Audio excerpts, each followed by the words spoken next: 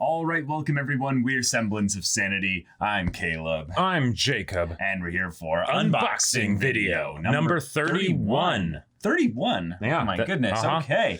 Y'all, thank you so much for sending in stuff to our P.O. box. The number and all that is in the description. Go check that out. We usually do these on the 15th. We got a little sidetracked and had to push this one back to the 16th. But, you know, it's okay. No big deal. But, let's get into it. Yeah. We've got a few things here. We've got also an electronically sent letter that someone was intending to send to us over, you know, snail mail and stuff, but, you know, that complications arose on their ends as well. So do you want to start with that one or start with I think we'll start with the letter that's here. The physical one. So all right. Open up this one. Use the Dragon Slayer to open this one. Got you. Yes, indeed. So if you want to send us anything, just make sure it's not a consumable product of any kind. Right. And yeah, just send it to our P.O. box and we'll open up here on video. And yeah. We love getting your letters. Yeah, we really do, because it's kind of like a nice, like personal way to get in touch with the community that's kind of on this one-on-one level. Right. And then hearing from you in a full, you know, thought out, you know, format as well.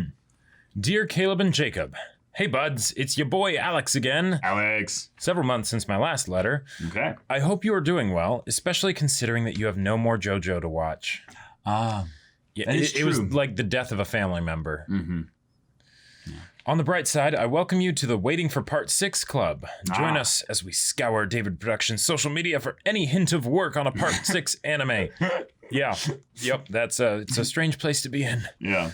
As for me, I have been feeling conflicted. I am still making content for my YouTube channel, but the virus, views and feedback has been steadily decreasing. Gotcha. I know views and numbers are not the most important thing, but whenever I put a lot of time and work into a video and no one watches it, I get discouraged. Totally feel that. Yeah. Yeah. What you mean, man? I feel like I'm a narcissist who only cares about numbers asking this, but I really don't know how to deal with it. How do you move on from those underperforming videos? I really enjoy making videos, but these thoughts have been impeding my drive to create.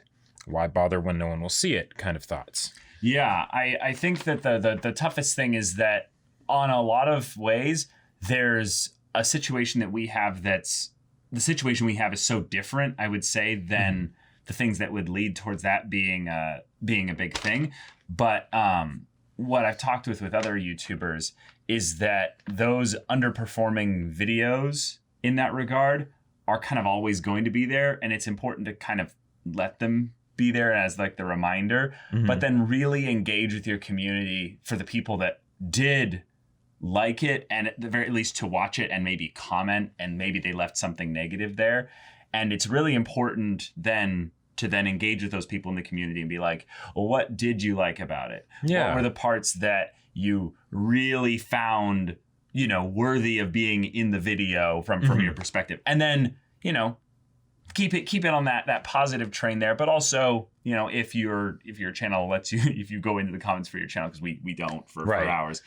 Like take in at the very least the ones that seem like on the negative side, they're like I can change that pretty quickly. Constructive kind of things. Yeah. Yeah. Yeah. And also, the creativity side of things, I feel like we don't have as good of an avenue to talk about that, because the stuff that we do is, you know, very like, you know, off the cuff. Right. It's off the cuff and, you know, okay, you know, watch the next episode of the show and, you know, see what we want to talk about. So, also look at other YouTubers potentially, you know, as much as possible to just see what kind of stuff they're doing, if that gives you any inspiration or ideas, and then just do that.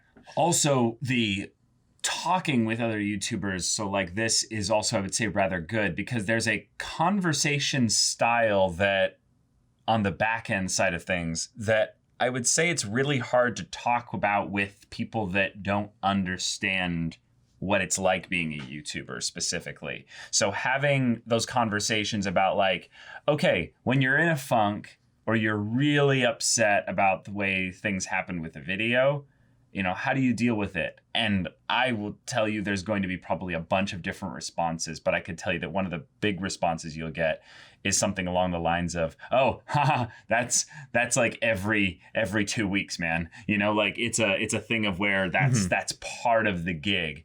on our end side of things, like we've definitely had like negative feedback for like things we've done or said in videos and stuff like that. And I think in some ways just kind of owning it and being willing to be like, oh yeah, for sure. Yeah, I've gotten to the point where I can kind of laugh at my mistakes with regards to those things.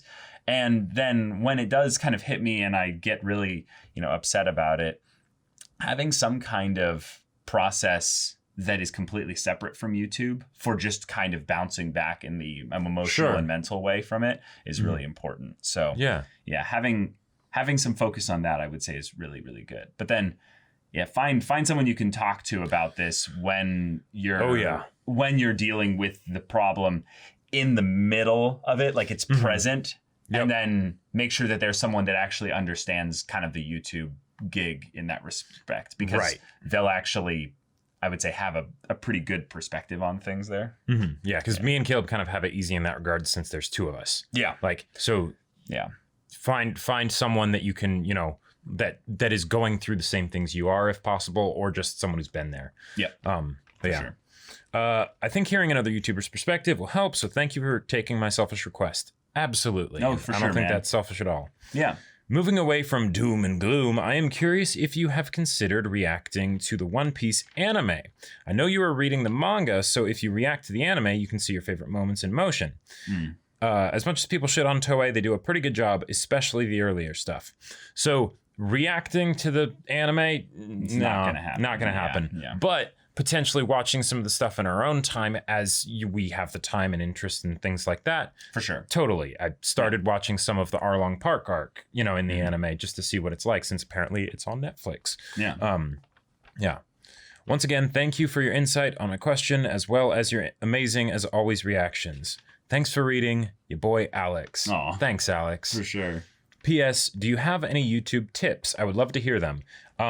Find what people want to hear about and then talk about that. There are two channels in particular that I feel like did this really well, that went from very little subscribers to huge amounts of subscribers very quickly. That's XP to Level 3. They do D&D content. They basically just started talking about Critical Role members and cast members and why they were so awesome, and boom, exploded. And then, but they still kept doing their original style of content. And then Unique Namosaurus. Yeah. Unique Namosaurus did a really good job of sort of joining that Annie-tuber kind of like, video essay style by figuring out how to have titles that were very clickbaity and that people wanted to hear about, but still delivering on the clickbait. Yeah, I think that's one of the things that's really tough to do with our channel is we can't and probably shouldn't ever tap into the legitimate ways to clickbait, basically, where you basically have something in the thumbnail or the title that people then go, ooh, there's no way that's actually in the video, and then it is. Right.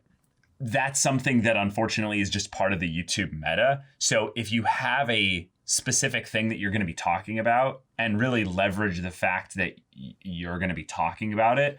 So also, weirdly enough, I would say actually taking care of your sleep, nutrition, and vocal abilities so that you sound good and interesting to listen to. Yeah. One of the things that makes or breaks a YouTube channel, in my opinion, is just the sound of your voice.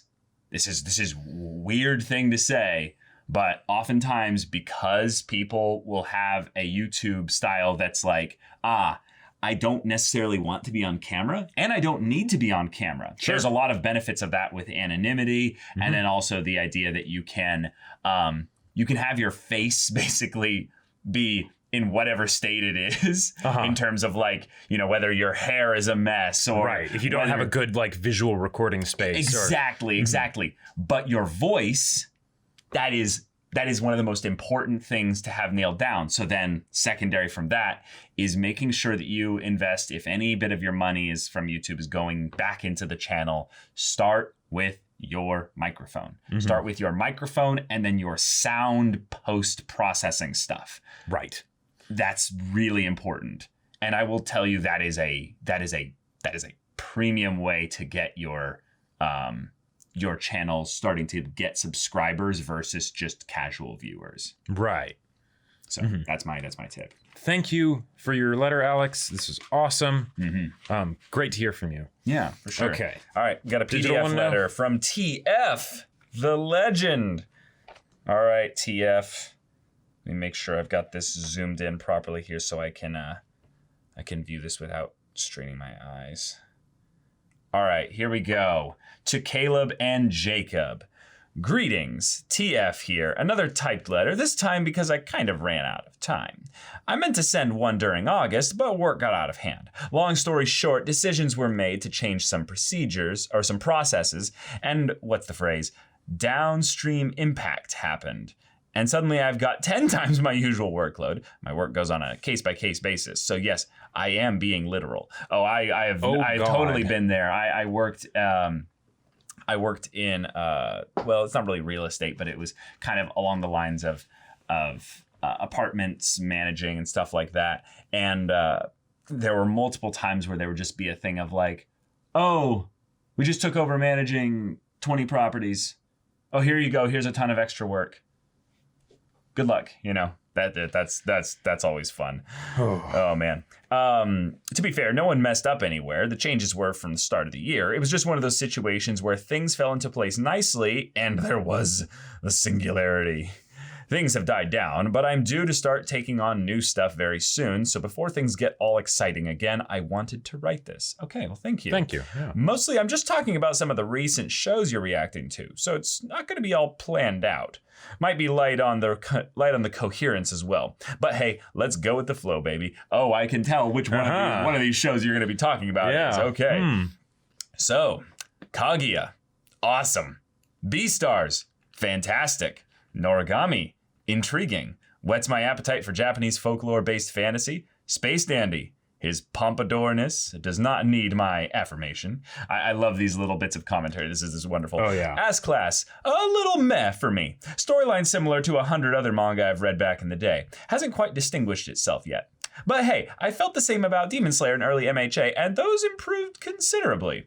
Plus, your discussions do elevate my opinion of the show, so I'm not writing it off just yet. That's cool, that's cool. So these are the shows that you are watching with us for the first time?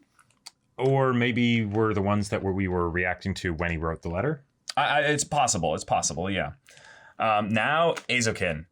Thank you for reacting to this. Wow, thank you in all caps. Okay, well, you're welcome, absolutely. I would have completely missed this gem otherwise. My initial impression, based on the title, was that it was going to be one of those light novel-based, light-hearted comedies, like maybe Komi-san.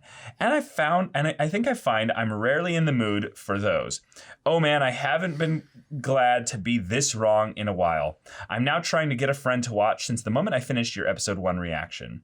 I've known this guy from our high school equivalent years, back when he was trying to animate stick figure fight scenes in Flash. Whoa. Oh, that's wholesome. That's really wholesome.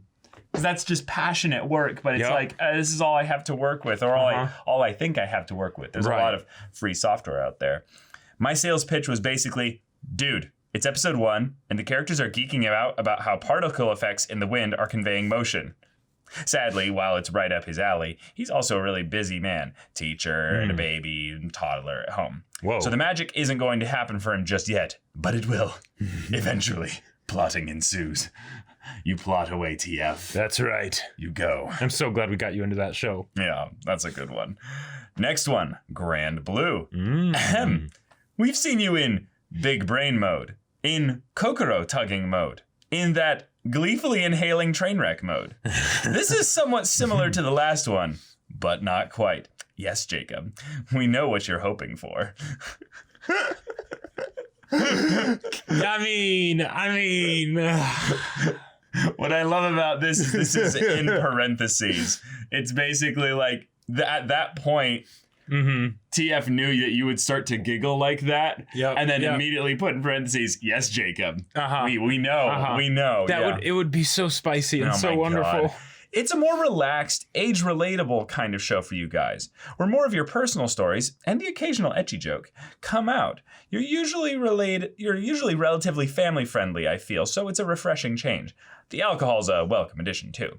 Sake is about my favorite non-liquor alcoholic drink, too, so I'm watching you bring out a bottle so watching you bring out a bottle just adds to the overall impression. Personally, I love how sake is sort of clean tasting. So if that's something you like as well, here's a suggestion. Look for those that are graded Gingio or Daigingio.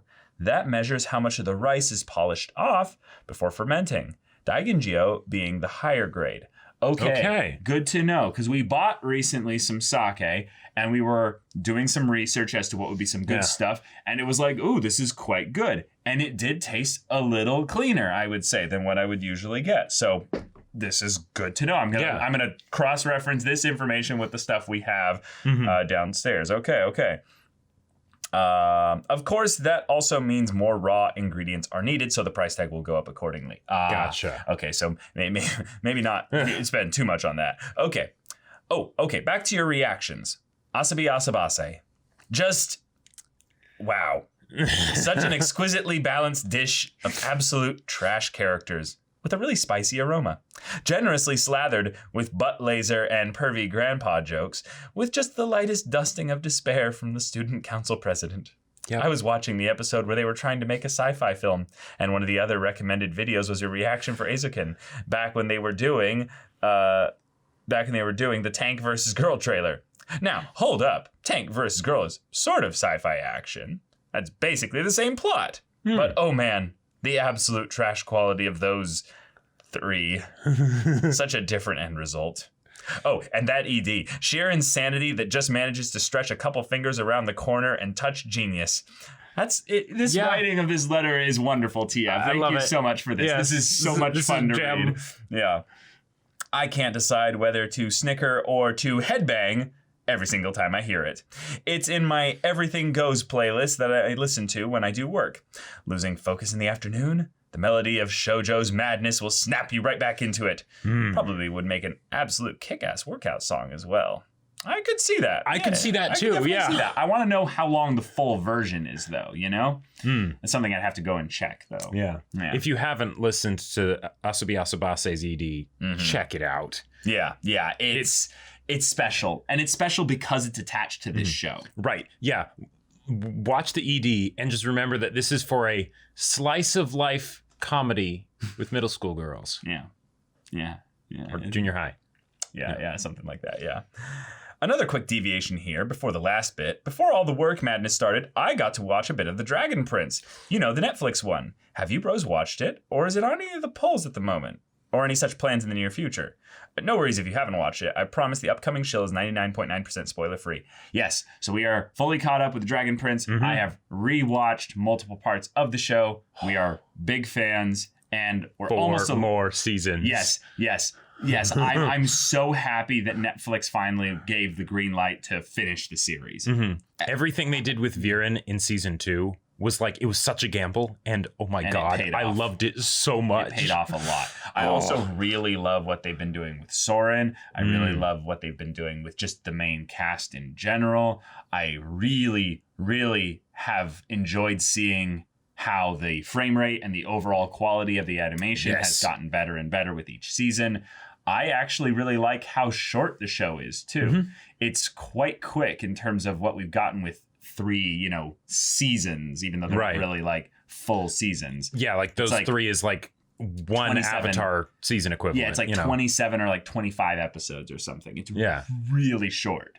So good stuff. Highly recommend it for those of you that haven't watched it, but now we're going to get in a shill from someone else here as well. Right. I went into it and not knowing much beyond original fantasy story, quote unquote, and quote, by the same folks who did Avatar, end quote, and it turned out to be surprisingly enjoyable. I really liked how they treated magic in the show. There's always that sense of awe and wonder, and also there's a certain character that was done unexpectedly well, who managed to be both endearing and terrifying at the same time.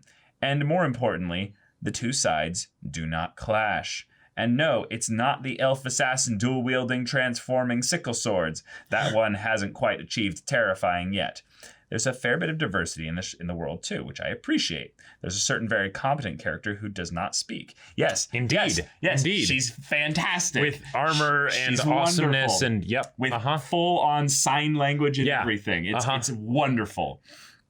Yes. Let's see. It's not a perfect show by any means. There were some early character interactions, world building stuff I wished were done differently, and most of season 1 had weirdly janky animation. Yeah, that's true. All that's true. Like, there was some issue with the frame rate. On the whole, I'll still say it's worth a watch. It's different enough that it could be a nice palate cleanser. Yeah, it's definitely my kind of just good, decent fantasy story. I think that's the big thing about it. And then it has the charm that Avatar had with its character interactions. I think that one of the things that goes underappreciated in Avatar specifically is the dialogue. A lot of people will talk about Avatar for being, really good with the animation, the world building, the character development in general. But I would actually say one of the things that Avatar just does in a very clean way across the majority of the show, not all of it. Right, there's some hiccups here and there. But because it's one of the more, I would say, underappreciated qualities, the dialogue, I would say, is quite good. Especially when it's in those more characterization-focused episodes.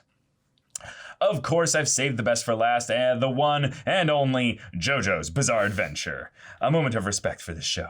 It is a milestone to complete this. And now, my bros, you shall forever see the world with different eyes. I have to say, Phantom Blood took me a while to get into, like 5 or 6 episodes. But once I did, there was no turning back. Especially the earlier seasons. Like, how on earth does a series I've never watched before invoke this much nostalgia for me? I still can't figure it out. Yeah, that's actually a really good point. That's a really weird point. And it might be because I'm now nostalgic for, season 1 and 2 of JoJo's. Because that was a while ago. But I think what it is it's that you can feel the era of anime, manga, and all that each part was born in. Sure. So in some ways, yeah, it's really nostalgic. Because as we've watched more anime, due to primarily the channel, we realized how much storytelling has evolved within the subculture of anime. Yes. So the whole thing. So you end up seeing things that just don't happen as much anymore, or are done to death because they were innovative back then and stuff. And JoJo's was at the cusp of all of those big transitions or those big moments in really special ways. And then, yeah, of course, it's not like perfect as a show, but it's just so much fun. Oh yeah. Well, and the whole nostalgic thing, like, that totally makes sense, because for David Productions, like, it's just a studio made up of a bunch of JoJo fans, right? So so like, nostalgic, I totally get it. Like, one, having a show that, even if you watched it fairly recently, be super nostalgic, that is one of the best feelings. I love it so much. But with JoJo's in particular, that sounds about right. Like, sounds about right. Yep. All right. However, as you know, with this accomplishment comes a curse, where there is no more unwatched JoJo's anime left. I imagine it is, in a small way, similar to how Alexander felt when he looked at the map and realized there was no more new lands to conquer. Indeed. Benefits of a classical education. Yes, indeed. It is true, the only cure to JoJo's withdrawal is more JoJo's. And I'm ashamed to say that I only lasted a couple weeks before the withdrawals hit hard. And like the dopamine dealer it is, the all-seeing algorithm of the YouTubes whispered to me late one night. Psst. I see you've finished all of the Semblance of Sanity reactions to JoJo's episode 1. JoJo's episode 1 is right here, where your cursor is. Go on, click it, and you can watch it all over again. You know you want to. Oh my God. You're a goddamn storyteller. This is amazing. Well done. Way to go. This is so good. I caved, man. Some battles are not meant to be won. I'm doing my best to ration my intake, so as of writing, we just got introduced to Cars' friendly neighborhood squirrel.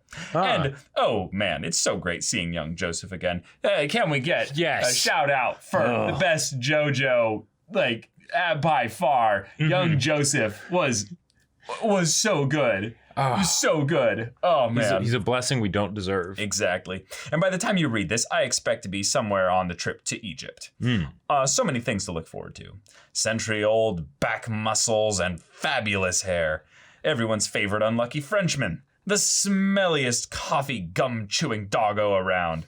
And of course, all the auras. So many auras. Rewatching this reminded me, back then, this part of JoJo's actually inspired a story idea. I never did get around to writing it, so I thought I'd share this with you. If it happens to give you any ideas for D&D, or another book, Battle Line's bizarre tendency, anyone? Joke titles aside, feel free to go ahead and use it. Same goes for anyone watching, listening to this. At the very least, this should be worth a grin. Ready? Okay, I'm really excited now. I'm like ready to steal an idea. Good artist copy, great artist steal. Exactly. Imagine, if you will, a world where it's possible to perform feats so epic and history-defining, the sheer magnitude of it all ripples through time and space. Every retelling of the tale garners more belief and sustains that power. Like echoes imprinted into the very fabric of reality. A person with talent, let's just call them mages for now, can train to tap into that power by replicating that iconic image as closely as possible.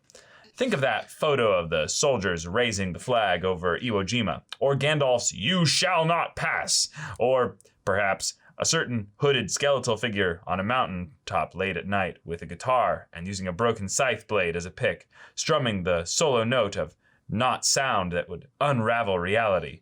That kind of iconic image. Ooh, I feel it. It resonates in my, or even in my a core. JoJo pose. I think that's where this came from, yeah. Naturally, the nature of the power will be tied to the feat, i.e., don't tap into parting the Red Sea to solve a famine. But if it's a siege starvation situation, there might be uses. All right. Okay. Of course, mage training would involve lots of history and folklore and physical training to being able to hold very specific poses for prolonged periods. No squishy mages here. They're all going to be well-toned and muscly. Yes. I love this already. There's elements of Fate in here. There's elements of JoJo posing in here. There's elements of, all kinds of fantasy. Okay. It's an excuse to have the most ridiculously pimped out impractical weapons and armor you would ever see, because of course everyone knows that the enchanted sword the hero wielded at the great battle to defend the city is going to be studded with precious gems and have a gleaming blade 10 feet long. God, that whole sentence just dripped with sarcasm and beauty, and I love it. That was so good. Shut up and take my money. Yeah, exactly. Posing with the sword invokes the power of the feat, not actually wielding it. In terms of plot events, any sneak mission is automatically going to be a comedy scene. Oh, yes. I love it. Oh my God, yes, you're right. Because, Because of course it would be. Oh my God. These mages aren't trained to blend into the crowd. They're trained to be over the top and attention holding. Watching them trying to act normal would be like watching a really bad amateur theater production. Oh my God. That's how you do it.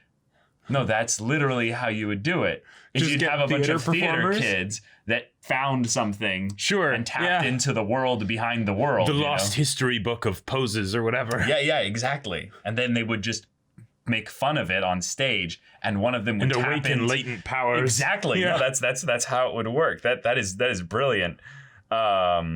Okay. My ability to write characters is far below my ability to conceptualize systems, but a core cast of characters ready to ham it up at a moment's notice sounds like it'll be a fun adventure.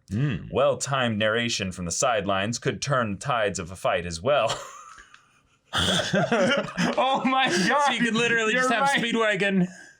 You're right. Oh my God. This is crazy. And with the nature of the power system, epic scenes would be a built-in feature. Now I just want to make a D&D character that's a bard, but literally just speedwagons things. Yeah, exactly. Cutting words and bardic inspiration and vicious mockery. All of that stuff. It all fits perfectly, yeah.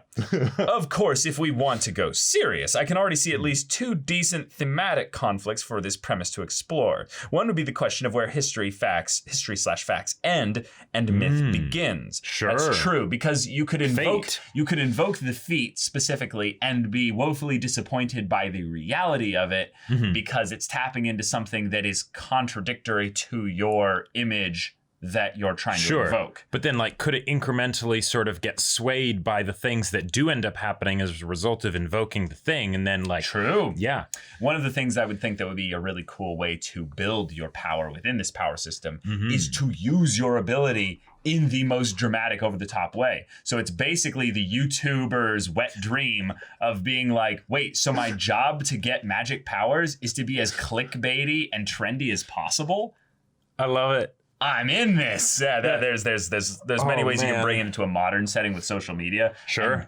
And either make it a comedy or make it extremely dark. Like, there's some really cool ways you could do it.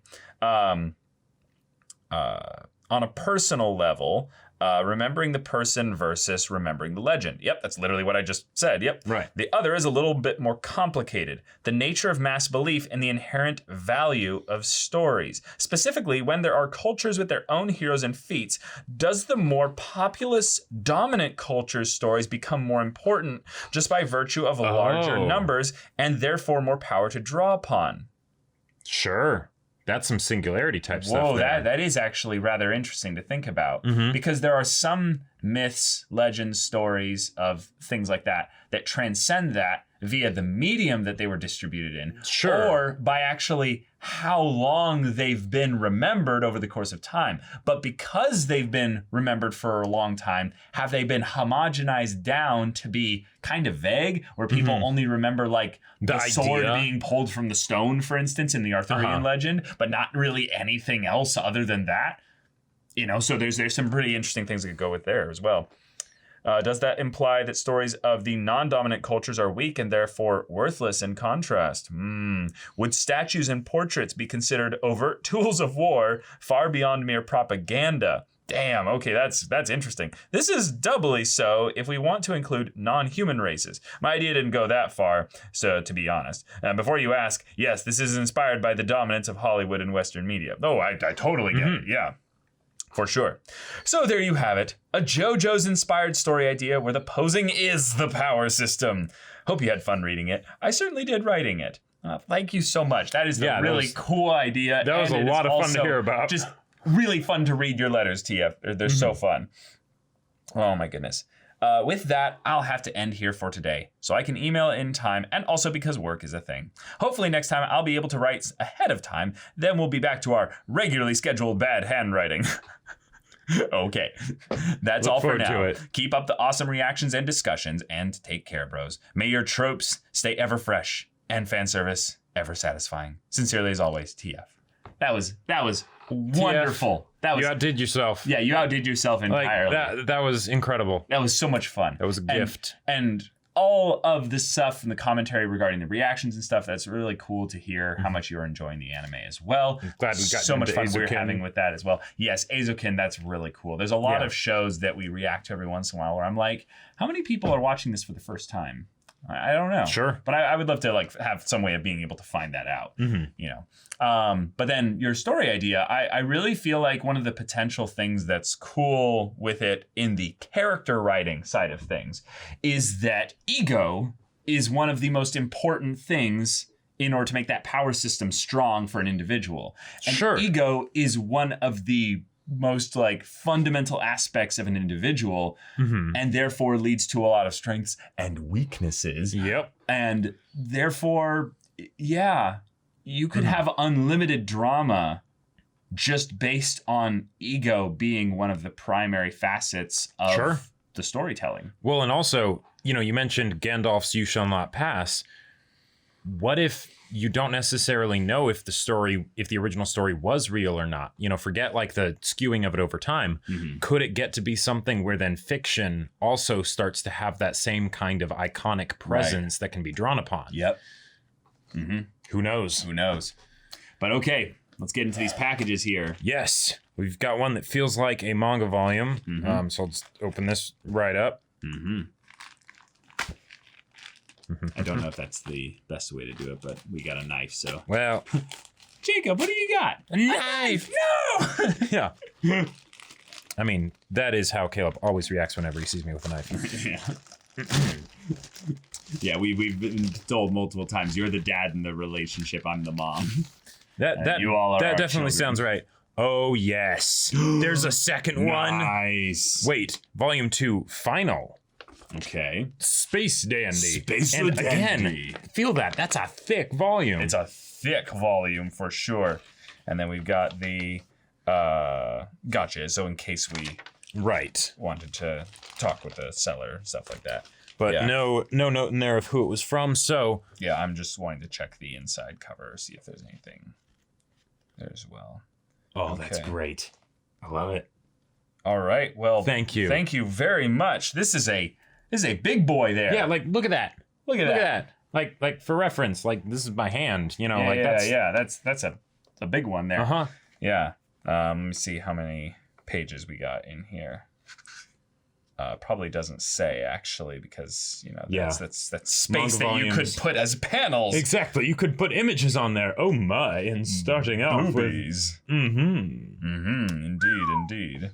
All right. Well, good stuff. Thank you so very much. much for this. All right. Okay.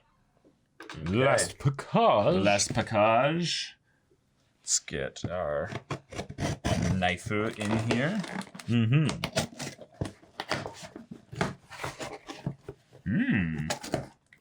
Wait a minute. Interesting. Okay.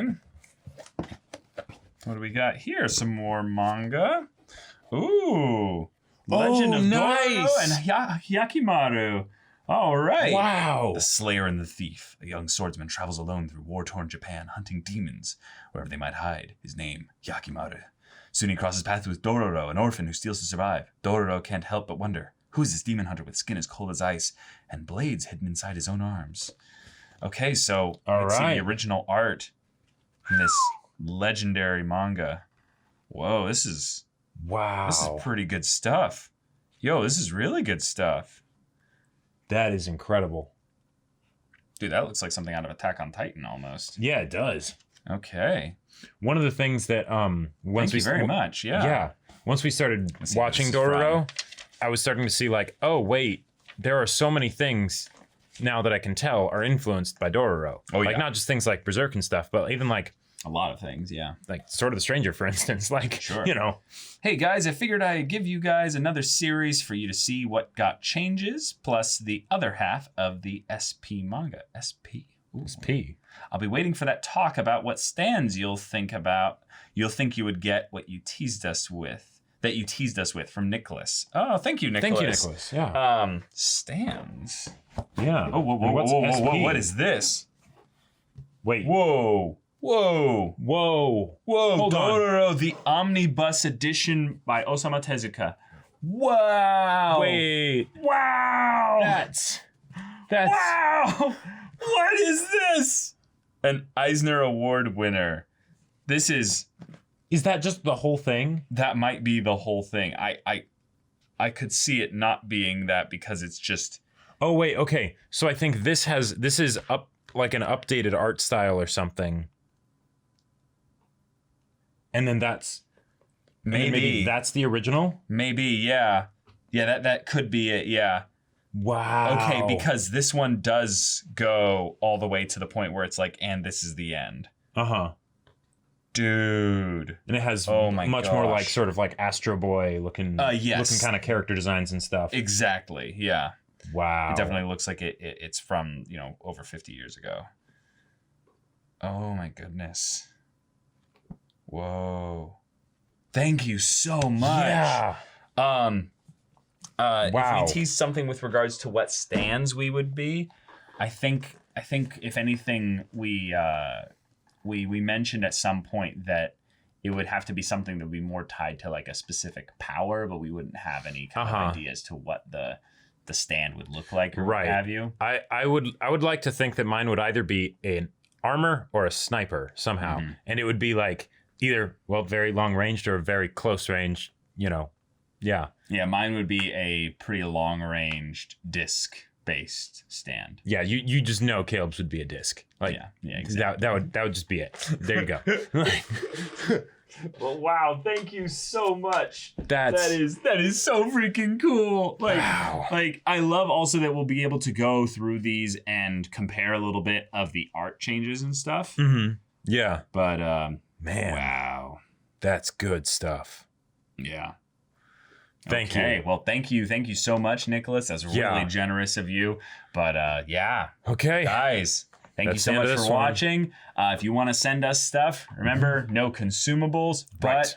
P.O. Box is in the description down below. We do these once a month. Yep. But if you don't want to send us anything like that, you just write a letter. Yep. We would be so Love happy the to letters. read your letter here on the video. But until then, we're Semblance of Sanity. I'm Caleb. I'm Jacob. And we'll see you all next time.